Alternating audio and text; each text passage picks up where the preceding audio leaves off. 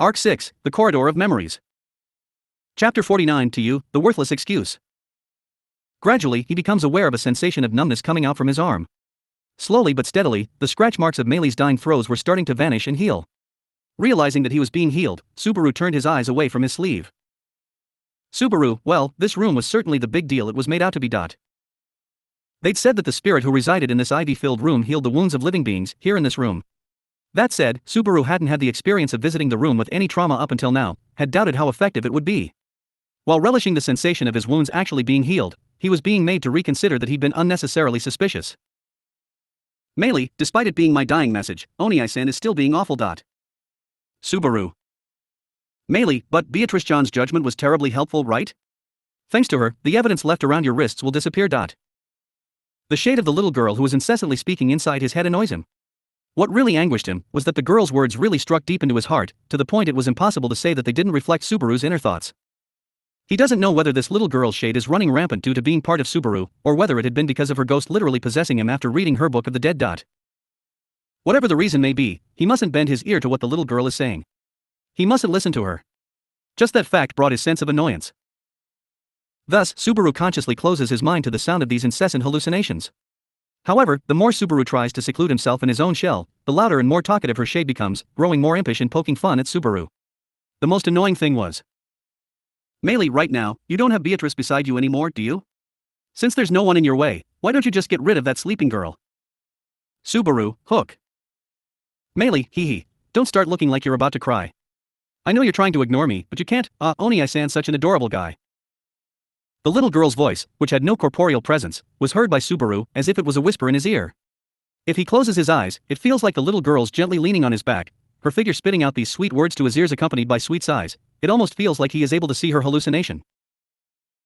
She had been brought to the spirit's room for rest, and once again Subaru was presented with the same choice as when he had held the Book of the Dead. Beatrice was on her way to tell Emilia and the others that Subaru had left the Teijida library and that she had brought him to this room. Right now, Subaru had procured some time where no one would be able to see what was going on. And right in front of him lay the girl who was sleeping on the ivy bed just as if she were an offering to him, all alone. Subaru, Rem. Even if he tries to say the name of the comatose girl out loud, no emotions rise within Subaru. He has no memories known of her, he only knows her name. All he knows is that she's Ram's twin sister, and that she was one of Emilia's companions. And that they had come to this tower looking for a way to wake her up from her long slumber. Beyond that, he wants to know more. Meili, the means are there. It's either you do it, or you don't do it. The sweet girl's temptation reminds Subaru, whether he is willing or not, about the Books of the Dead plan. Even though now she had fallen into a deep sleep, there must certainly have been a relation of some sort with Subaru around the time when she had been in good health.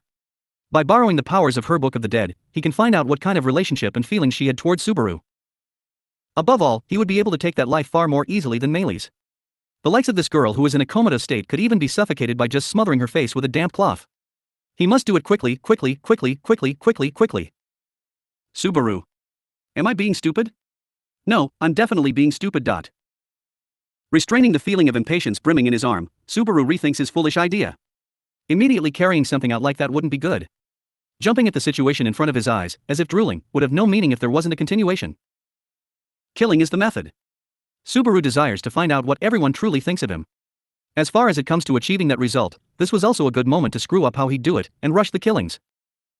Even at the Teijida library, hadn't he thought the same way? If he is to carry out his Book of the Dead plan, he needs to carefully choose the right order to eliminate them in. Subaru, Julius, Emilia, Shala, Ram, Echidna, Beatrice, Rem. Counting them on his fingers, Subaru lists the people who remain inside the tower, excluding Meili, namely, the order in which he'd prefer to get their Book of the Dead if at all possible. This order should enumerate who'd become most likely to become a hindrance to his execution of the Book of the Dead plan. Conversely, unless he followed this hit list he had come up with, if he were rush into it and act then it wouldn't work out. He doesn't want to screw up. Meili, if you don't, then you'll end up missing out on killing them. How scary. Subaru. He keeps his silence with the talkative shade. She seemed to give off quite a strong hint of displeasure towards him. Nevertheless, even if he tries to speak to her, her behavior doesn't change. It remains the same. Subaru doesn't necessarily want to kill Emilia and the others. But still, if he has to kill them, he wants to go through with that once. Only once is fine. And only if he has a complete plan. Subaru. And thus, with that in mind, Subaru sighs as piercing yellow eyes gaze at him. Noticing them, the gaze came from the figure sitting right next to the sleeping girl in the spirit room. The gaze had come from his jet black earth dragon Patrash. Patrash's gaze seems like it's filled with worry and gloom as she looks towards the exhausted Subaru. She may have worked out that before leaving this place for a while, Beatrice had said keep an eye on Subaru to her. As long as Patrash's eyes are focused on him, no matter how frustrated he gets, he will be unable to commit any violence towards the sleeping girl. In that respect, he would like to thank Patrash for having made him not make a premature decision in this matter. But, after reading the Book of the Dead, Subaru was becoming unable to direct solid trust towards anyone, even to Patrash who he had felt a great deal of affection to. Subaru, I wonder, is this all going to your plan, Natsuki Subaru? He wants to believe in them. The more he ponders about their true intentions, the more Natsuki Subaru isolates himself within this different world where he has no one to turn to. Isn't this clearly because of the game presented by the wicked Natsuki Subaru? Subaru. Bit by bit, the scratches that had been caused by Meili continue healing. Whilst savoring the feeling of his aches and pains fading away, Subaru rolls up his sleeve to where the painful scars showing Natsuki Subaru was here were carved in. He traces his nails above the scabs and realizes they are also being healed. He doesn't mind that the scratches which served as proof of his horrible criminal acts were fading. No, not his, he hadn't been himself then. However, the message that indicated the self that wasn't his self, only that could he not erase.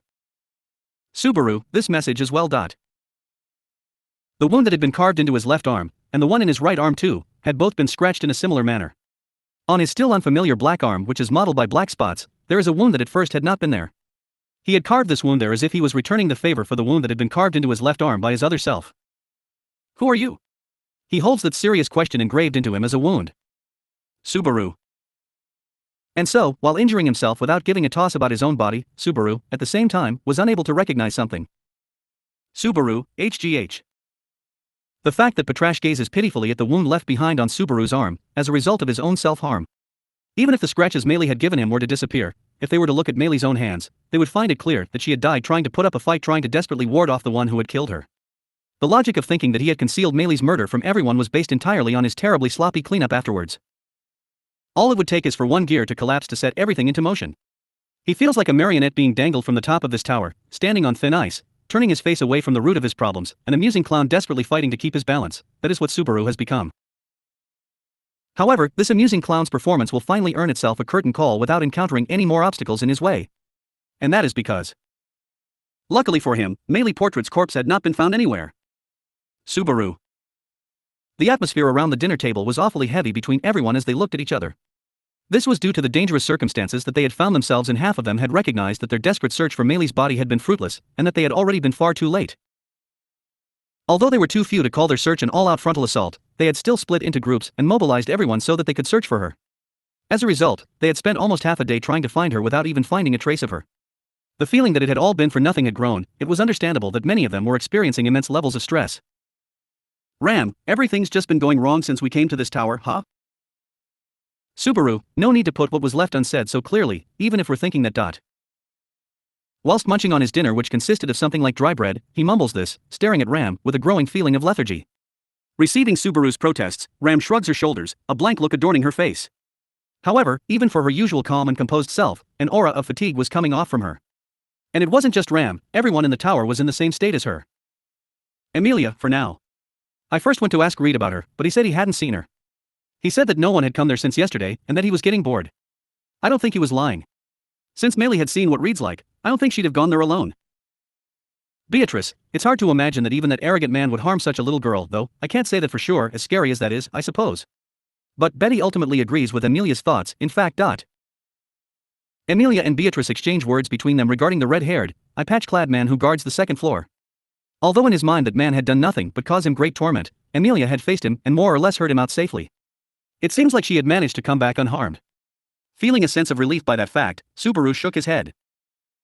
There's no reason for him to feel such a sense of relief, rather, he has no right to considering what had transpired before. He doesn't know if he even has the right to comfort Emilia. Echidna, can I mention one thing? It may sound cruel, but I want to propose something, and I am prepared that I may end up being shouted at because of it. Draining her bowl of bland soup, Echidna raises her hand as she finishes her meager dinner. Whilst facing everyone around the dinner table, she narrows her turquoise eyes and says, Echidna, searching for that little girl. I think we should stop for today, and from tomorrow, we should focus on trying to capture this tower again. What are your thoughts about that? Emilia, Hook. We will do no such thing. What would Meili think of us? Echidna, it is already too late, she has no way to think or feel anything. That was proved by Natsuki-kun's confirmation after he read her Book of the Dead. I am against further searching for her. Amelia had been the first to oppose Echidna's proposal, which could be said to have been both realistic and level-headed. However, Echidna's expression didn't waver when hearing Amelia's argument that had come purely from her emotions. However, on behalf of Amelia, who was at a complete loss for words, Beatrice spoke in her place. Wait, I suppose. Beatrice, your point at first seems to make sense, in fact. But it seems quite sudden for you to mention it, I suppose. Why is it that you want to stop the search for Meili? Echidna. Was it really that strange to say? In this tower, the food supplies we brought in are limited, and as more days pass by, it will likely become more burdensome for everyone in each camp to stay here. If our stay greatly drags on, then you ought to think that a search party will be sent out to look for us. Ram, naturally. Amelia-sama and Anastasia-sama, well, what's inside of her now is different, but both of you are esteemed candidates for the royal selection. You both shouldn't even be in this tower in the desert. Beatrice and Ram began to display a somewhat lukewarm attitude, beginning with Echidna's proposal. The suggestion, that went by the rules of rationality, served as a trigger for colder opinions, making the tense atmosphere around their dinner meeting more intense. Shala, gee, this isn't much fun. If you're going to squabble, I'd rather you did it away from Master and I. But I don't mind either way. As for me, I'll build a happy family with Master, just the two of us.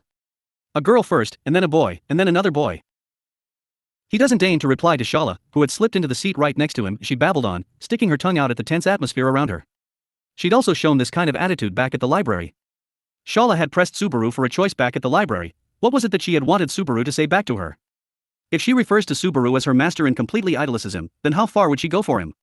How far would she obey him, if Subaru were to give her a command? Julius, we should stop arguing. Julius, with anguish etched across his handsome face, breaks the tense mood around them. He places his arm in front of Echidna and looks at Beatrice and Ram. Julius, Beatrice-sama, Miss Ram. As a member of her camp, I deeply apologize for Echidna's careless words. However, don't misunderstand what she meant to say. She didn't make such a proposal with only rationalism in mind, with no other meaning to it. Echidna, Julius, stop. That speech was. Julius, Amelia-sama's camp may have lost the little girl that accompanied us here. That pain can be felt there. If possible, we should be more understanding in this situation. Hearing Julius' sincere remarks, Echidna stops herself from saying any more. Julius then turns to face Beatrice once again. Julius, for now, Anastasia-sama's body has been pretty much taken over by Echidna's spirit. It's true that in her current state we can't find a way to get Anastasia-sama back, but there are other issues as well. Echidna is with every passing moment consuming Anastasia-sama's OD. Amelia, her OD. So, she's always been burning her way through it? Has it always been like that, ever since Anastasia-san became unable to be woken up? Julius, indeed. I imagine that's why she wants to hurry to borrow the sage's wisdom by capturing this tower. The rest of them react in shock at hearing Echidna's secret being spoken out loud by Julius. Echidna's secret had been revealed by her own camp member. Shrugging her shoulders at the people staring at her, she says, Echidna, no point in trying to gloss over this. It is as Julius said. I don't think it's a good idea to consume so much of Anna's OD like this, which isn't really abundant in the first place. If I can, I want to return this body back to Anna as soon as possible. Amelia, even going as far as letting go of her human body, so you're free? Echidna, even if I can free Anna's body, my own mind itself is being bound unfreely. I don't know how much you'll trust me with what I'm saying, but... Echidna paused for a moment, and then continued her speech.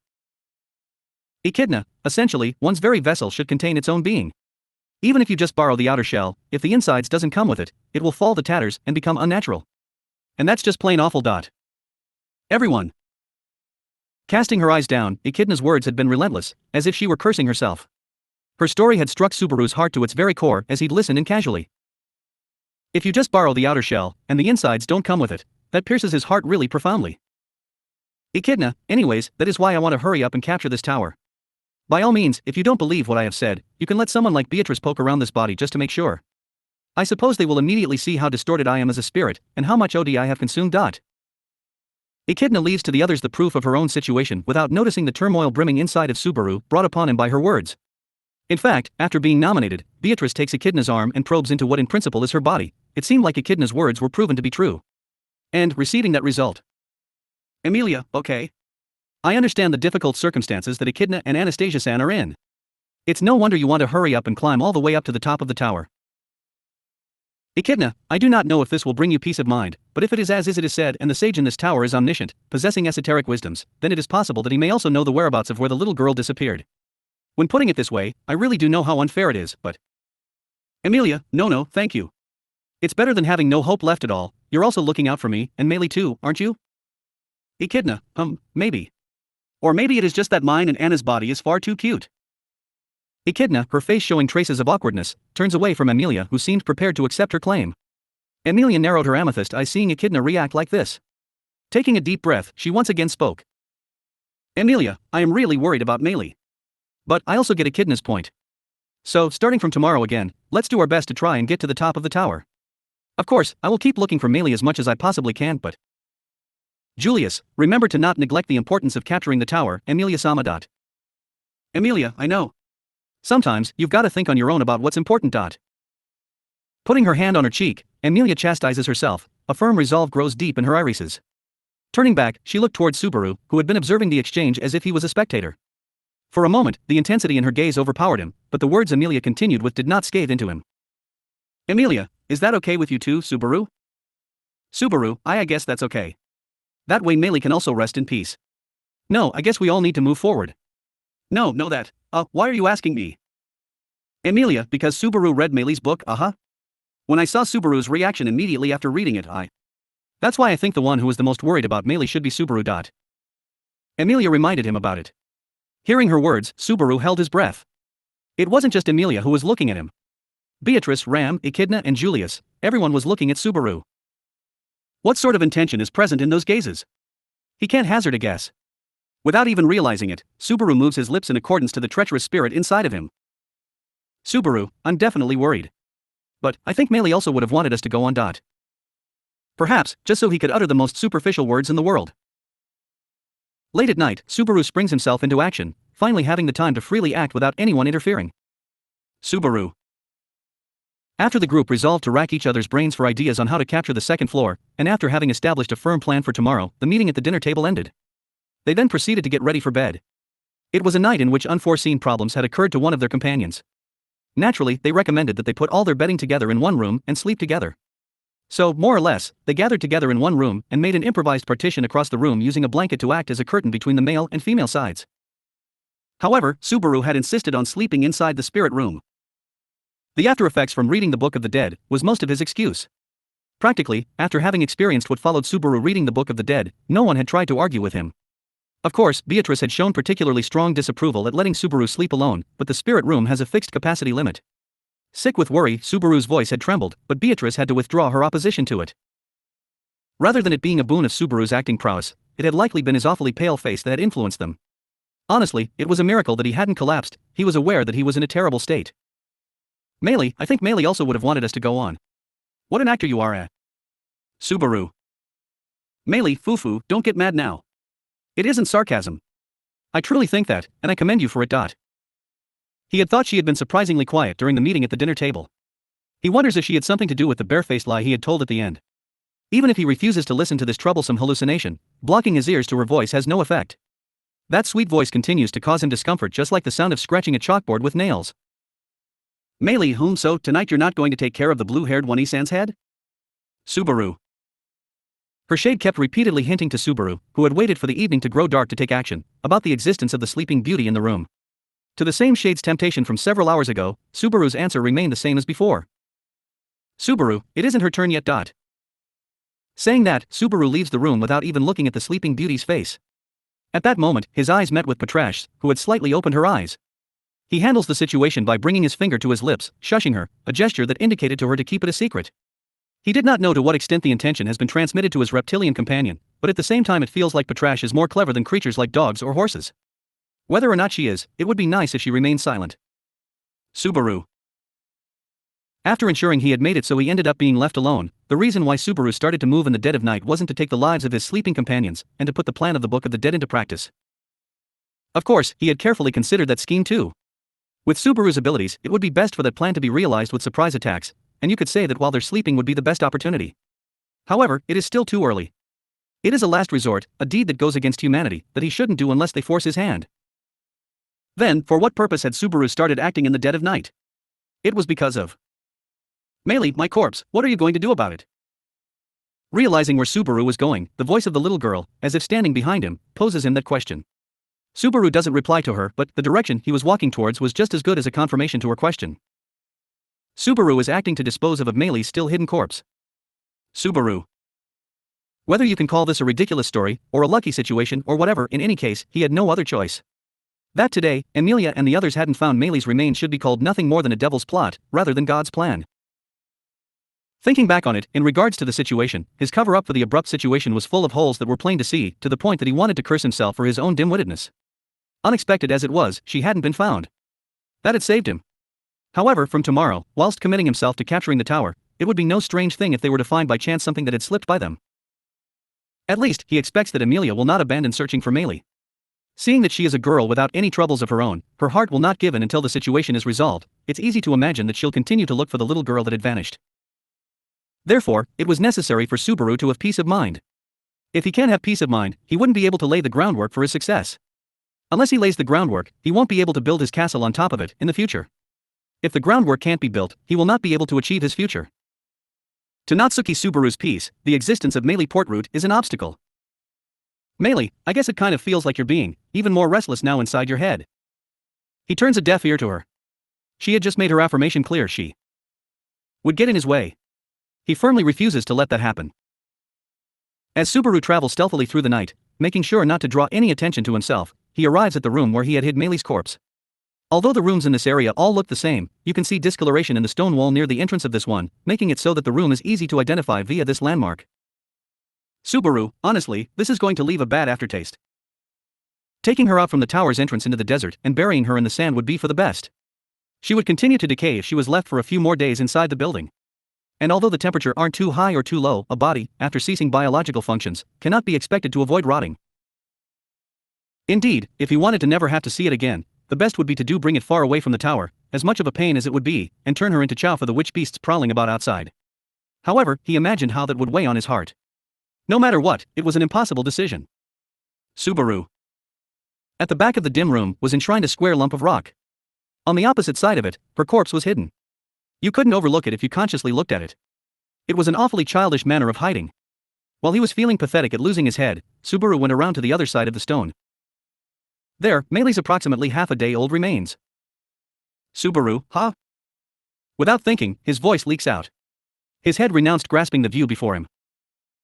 On the other side of that stone was absolutely nothing. At the very least, he had made arrangements for the little girl's corpse, closing her eyes, crossing her arms together on top of her chest. The bruises adorning her pale neck, even the corpse of the poor little girl, they were nowhere to be found. Subaru, why, I was sure. I left it here. It was supposed to be here. He couldn't have possibly mistaken the room.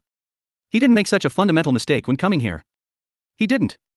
So if he didn't, where was the dead body which had to be here? Where did Maylee Portroot's remains disappear to? What are you sneaking about to search for this late at night, Barusu? Subaru, hook. Astounded, the voice coming from behind him made his body go stiff, and Subaru fearfully turned around. Paling, within his field of vision, at the entrance of the not-so-small room, stood a single silhouette. Bobbed pink hair, sharp, light pink irises, with crossed arms, her imposing yet lovely features staring in his direction with coldness. With that out-of-place feeling in her chest, while staring at the petrified Subaru, the girl Ram gazed at his eyes, and with an absolutely cold tone of voice said, Ram, or I guess I should call you a fake. A worthless excuse of a Barusu of Natsuki Subaru. Chapter 50 to you, the absolutely worthless excuse. At the sound of her cold voice, Subaru literally felt his heart freeze. Subaru. Looking back at the front of the room, Ram stands still at the entrance, her light pink irises ablaze, quietly boring into Subaru. Though Subaru had only came in contact with her a few times before, he had rarely ever seen her reveal such emotion on her face. In that Ram, there was a fervor that easily betrayed that impression. Subaru, NHH. Ram, what are you getting so flustered for? Ram asked you a question. Answering is Barusu's. No, answering is your duty. Subaru, I am, just. Ram, just. Promptly, Subaru's head begins to spin as he tries to explain himself. Somehow he needed to move his tongue, curse his sluggish mind for its initial response, and meet this situation with a silver tongue.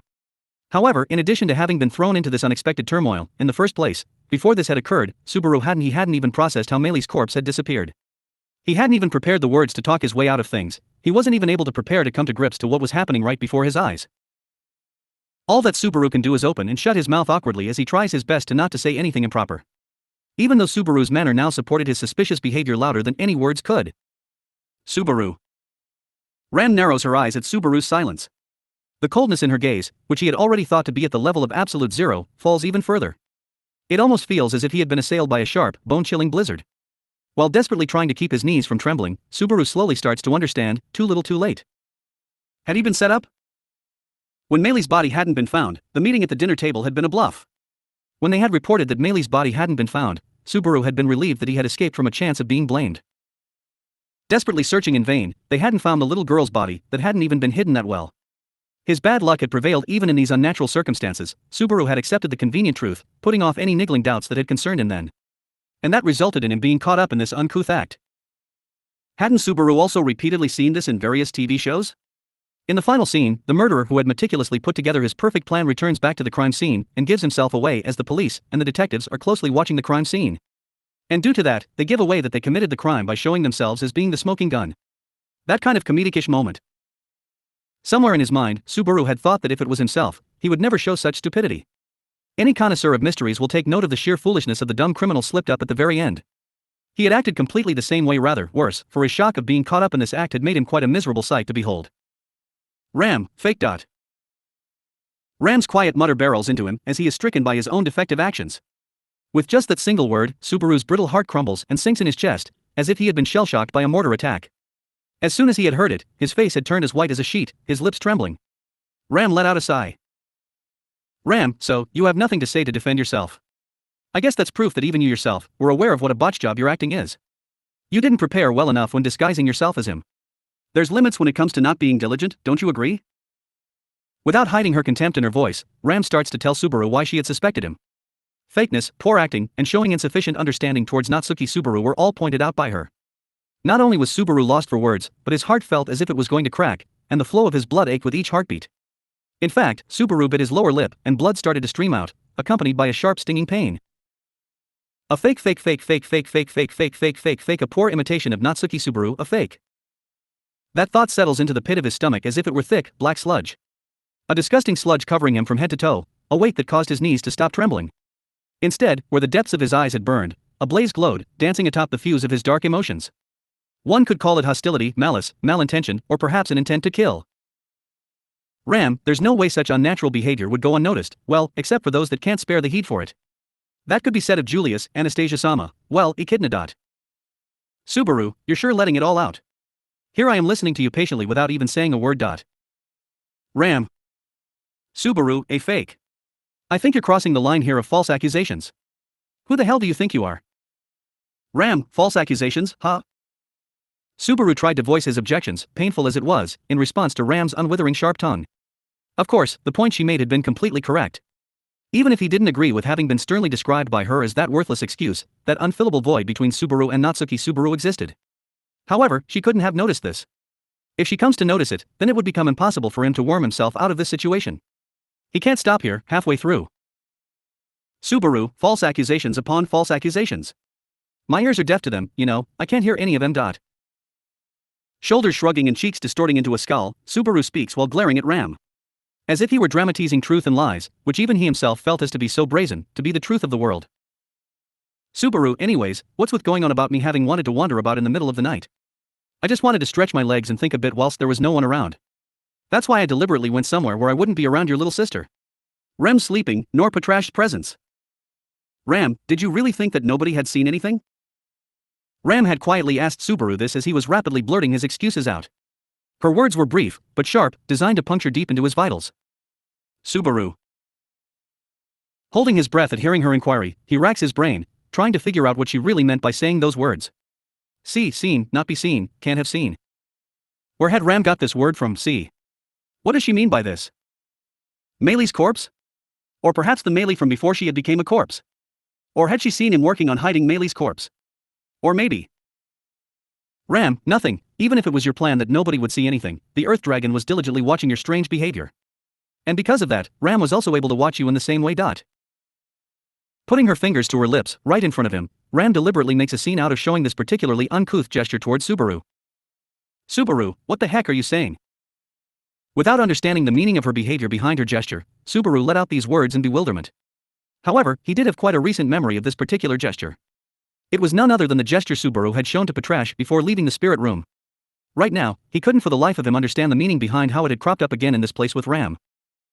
Ram, you need to study him more, you worthless excuse. The utter disappointment those two words carry is what drives home that this is Subaru's final warning. Subaru. Up until now, though extremely cold and unfeeling, Ram had kept up her stance of wanting to talk, even if her intention of exchanging words with Subaru was disappearing by the second. The instant Subaru had seen the look in her eyes, he realized that his excuses were meaningless. Ram will turn a deaf ear to whatever excuses Subaru comes up with. Since it had come to this, Subaru has no other choice but to break through this situation using brute strength. In that moment, Subaru starts to consider how to kill Ram inside of his head. Subaru. Think about how to kill her. There is no longer any point in feeling reluctant about it. He had already killed one person. One or two, it makes little difference. A while ago, I had a lot of experience in snatching away the lives of a great number of people. From here on out, there'd be no hindrance in the execution of his Book of the Dead plan. Melee, but that one Isan. Countless choices within Subaru crumbled away noisily. On the verge of being left with only his dangerous thoughts, the shade of the little girl that had been keeping silent up until now had chimed in. Though invisible, the presence of the shade beside him was so strong he could practically feel her breathing. It hugged Subaru's body from behind him, softly whispering into his ear and tempting him. And the contents of that sweet, saccharine temptation is. Melee, surely she's in a poor condition, right? Her center of gravity on the left side, its balance is poor. Those sweet whispers had whispered to him the weaknesses of that awe-inspiring, yet terrifying girl. When it comes down to it, she had given him instructions on how to kill her. She is smaller than him, she is weaker than him, she has less experience when it comes to killing. With the knowledge she had accumulated by spending so much time with the assassin in black, it should be easy to kill this woman. Melee, knock her over towards her left-hand side, and bash her head against the wall. That'll do the trick. As he was taking into account the difference in strength between himself and Ram, relevant advice comes from her. By just following that, the girl's skull will crack, and flowers of deep crimson will bloom upon the wall. Crimson flowers that would marvelously complement this lovely young girl's pink hair. Subaru. Without any cues and without any obvious openings, Subaru faces his opponent in the blink of an eye, and stepped forward. Receiving a round of applause from the shade, Subaru steps forwards without hesitation towards Ram's body, which was slightly tensed. Towards her right-hand side. He will throw her body against the wall and then. Ram, since you're lost for words, you're now resorting to violence. What a barbaric, boring conclusion. In that moment of offense and defense, before Subaru's arm could reach her, Ram had opened her lips and uttered these words. Meeting each other's gazes, Subaru's breath was knocked out of him seeing Ram's cold eyes. Ram, did you really think that the oh-so-frail and feeble Ram would challenge such a barbaric man alone? Rather than mocking him, Ram's words feel similar to pity. As she speaks, Subaru hears a crackling sound in the air mingling in with her voice. In fact, he was not hearing things. The moisture in the atmosphere freezes rapidly, the air around him was being forcibly changed from gas to solid. Subaru, WH, That crackling sound he had heard had been caused from Subaru's own foot stepping against the pile of ice rising at his feet. It had stopped him in his tracks, causing him pain. Subaru, ice. Ricocheting from the hard, cold impact, Subaru could hardly believe his eyes. But the transformation didn't just stop here. Bars of ice weren't just materializing where his foot had been, rather, they rose from all around him enclosing him, materializing into an ice cage.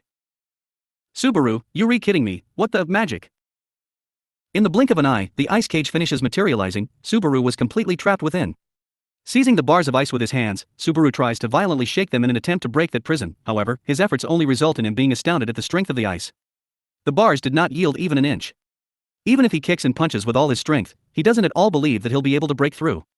And thus, Subaru had been imprisoned within that ice cage. Everything would have been so much better if Ram had been wrong about this. Looking at him with her sad amethyst eyes, Amelia comes into view from behind Ram.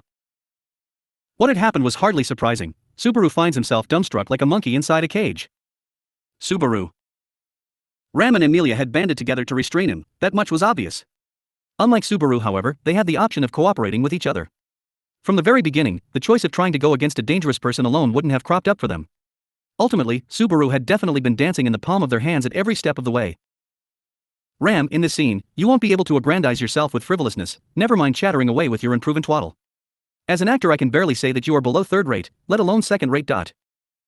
Ram spits this out, crossing her arms and looking at Subaru sitting in the cage. Looking at her, he noticed that she hadn't even moved a single step away from the place where she had first made her entry. Even worse, she hadn't even changed her posture. Between her and Subaru, that's what differed between the two actors, that's it. Ram, with such acting, only a seriously oblivious person could be fooled. Then, who the most mentally tough person was amongst everyone, you needn't even consider their. Amelia, from that way you're speaking, aren't you praising me? Thanks. Ram, you're welcome. Next to Ram, who had reacted with a faint air of bitterness, silver hair flew up as Amelia stepped forward.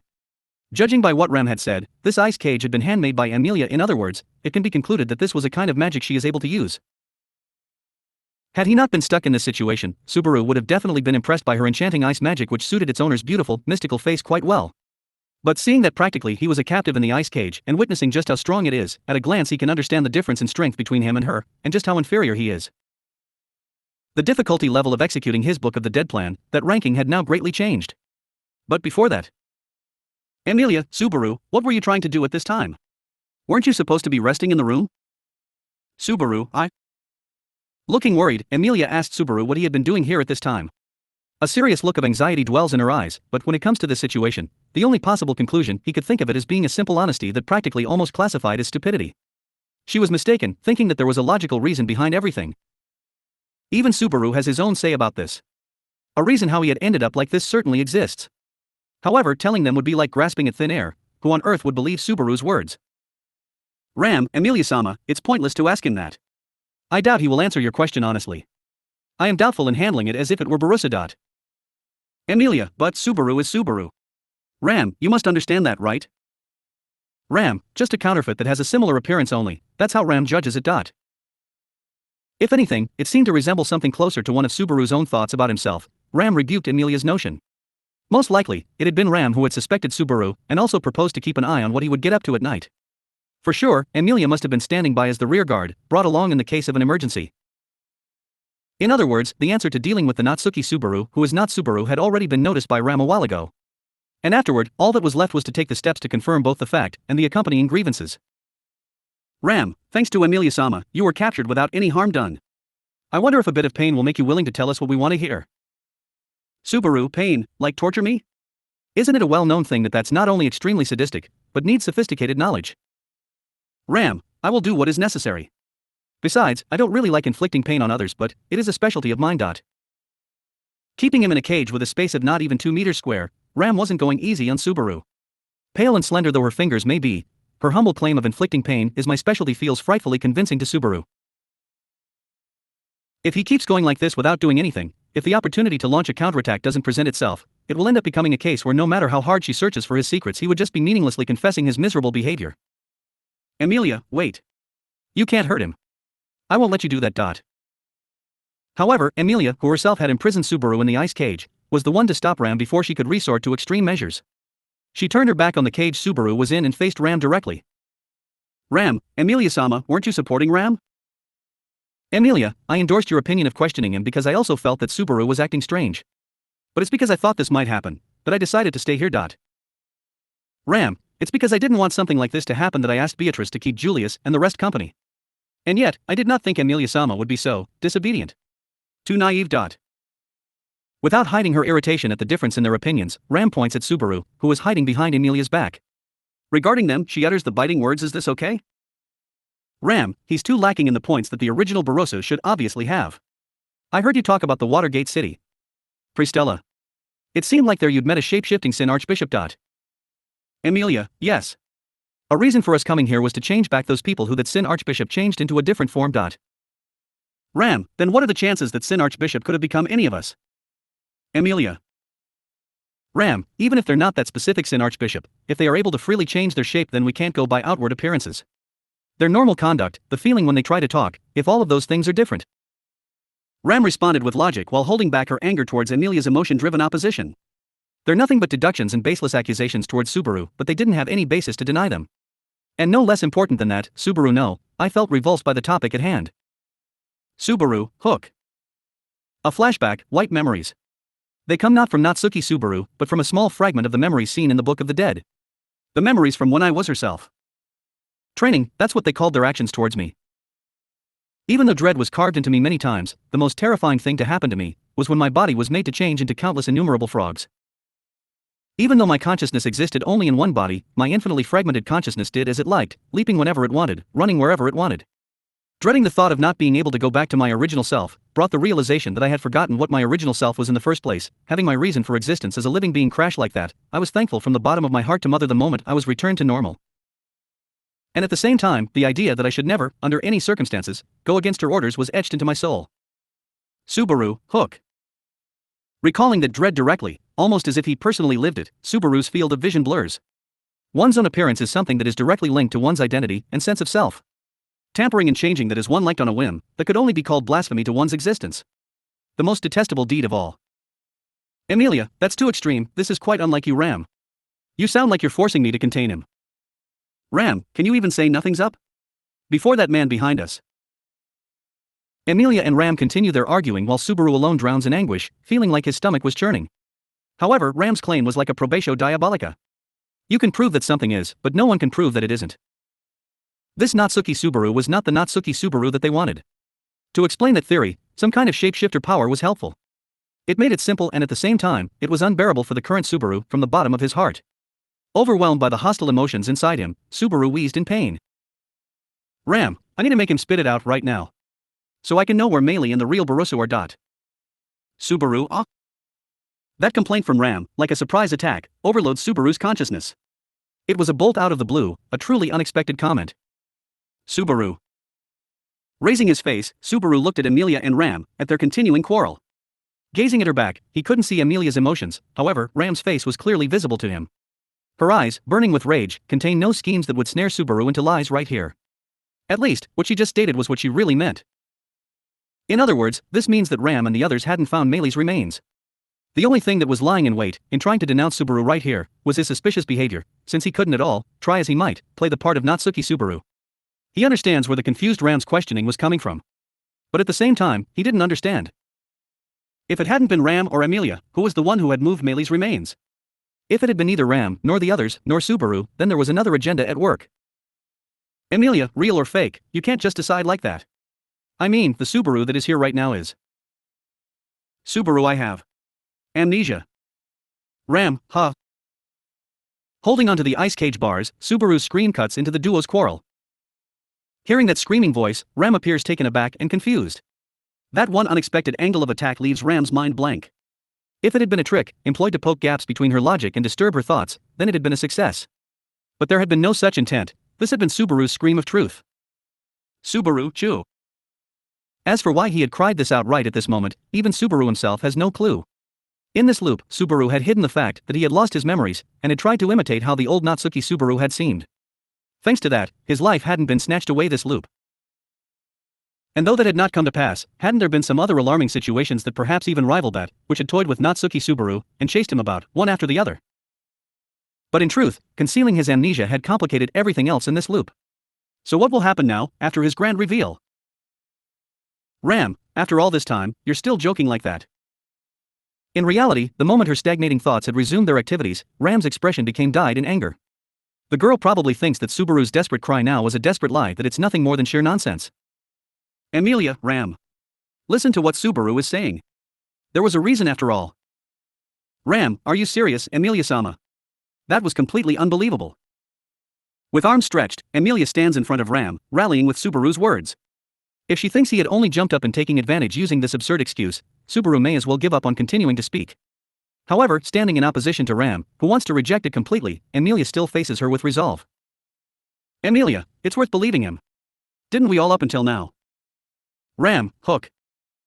Ram's cheek slightly stiffens at Amelia's appeal. For a second, a trace of doubt flits through Ram's light pink irises, various thoughts seeming to spin through Ram's intelligent head. She starts to open her stiffly closed lips and... Amelia, Ram, let's listen to Subaru and... Ram, what about Ram? Amelia, In an instant, Ram's closed teary-eyed, petite form spins around and leaps at Amelia. Deciding in that moment to fall back, Amelia had prepared herself to hold down Ram. But the approaching Ram's movements proved to be faster, and Amelia's left hand was caught by Ram's right. Ram, don't get in my way now. Amelia, Kaya. As she spoke, demonstrating her excellent footwork and defensive movements, and minimally moving her wrist and shoulder, Ram flings Amelia's body aside, in a manner that had demonstrated maximum effectiveness. As Amelia flies away, her figure slowly somersaulted to the side. Through her surprise at her world's sudden revolutions, she quickly grasps her situation, and attempts to swing her long legs onto the floor below. Amelia, hook. In the spot where Amelia landed, lay one of Ram's shoes which she had flung off. Tripping over it, Amelia loses her balance, and lands on all fours. In that close combat, Amelia had been overwhelmed by Ram's technique, and Ram slips into the gap created. Thrusting her wand between the bars of the ice cage, towards the tip of the frightened Subaru's nose. Ram, I dare you to say that again. Subaru, it's not like that. Ram, with that face. And that voice. Say that you forgot REM. One more time. Gritting her teeth, Ram was collecting something on the tip of her trembling wand, and he knew what it was. It was invisible to the eye, a power which you would probably call mana was accumulating in front of his eyes, but even then, Subaru couldn't follow with any words. He couldn't think of what to say to Ram. To that girl in front of him hanging on the verge of tears. If he wasn't Natsuki Subaru, but Natsuki Subaru, would he have been able to do it? Emilia, you can't, Ram. Stop. Emilia, having just clambered back to her feet, screams in an attempt to stop Ram. However, she doesn't make it in time. Emilia. A white light blinks through the ice cage's bars, and the shock engulfs Subaru. That shock flings his body all the way to the back onto the ice bars, the back of his head banged against them. Subaru, HGH. His head shook violently, and his consciousness became hazy. Without even having time to explain himself, Natsuki Subaru's consciousness slipped away. Subaru, huh? Letting out a faint, weak groan, his consciousness starts to resurface. Gradually, his consciousness rises to the surface from the sludge of darkness. Feeling as if he were somewhere vast, steadily accelerating, stretching into reality, and finally. Subaru, Gua. Awa. In the instant in which he'd been about to flit into consciousness, he had been yanked up by a force that felt like it had seized him by the scruff of his neck. Sharp, hot pain burned within Subaru's mind. Groaning and writhing in pain, Subaru wakes up on the cold, hard floor. Subaru, ow, what is this? His body roused by throbbing pain, Subaru reaches out his hand to his left shoulder. The moment he touches it, scorching pain once again burns across his mind. He couldn't move his left arm at all. Subaru, did it get yanked out of my socket? Is it dislocated? Ugh, never felt this one before. Dangling about, his arm cannot move to his will down from his shoulder. However, when he had tried to move and touch it, he had felt a sharp pain. Thus, Subaru stood up with great care. Looking around at his surroundings, he sees that there was nobody around. And this room was Subaru, the room where I hid Meili.